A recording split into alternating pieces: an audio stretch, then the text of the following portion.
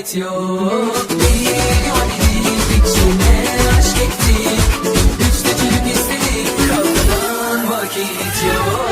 Bir validik içine aşk ettik, üçte çocuk istedik, kavgadan vakit yok. Evde sıcacık yatak, istemezsen koltukta rahat. Yeter ki yanımda kal, ya da bizi baştan yarat. Evde sıcacık yatak, istemezsen koltukta rahat. Yeter ki yanımda kal, ya da bizi baştan yarat. Ya da bizi baştan yarat.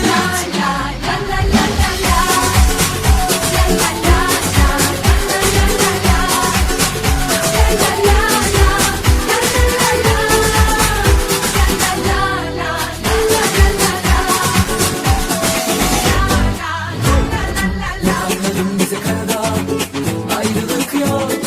Buralarda benden başka 47'lik yanı yok.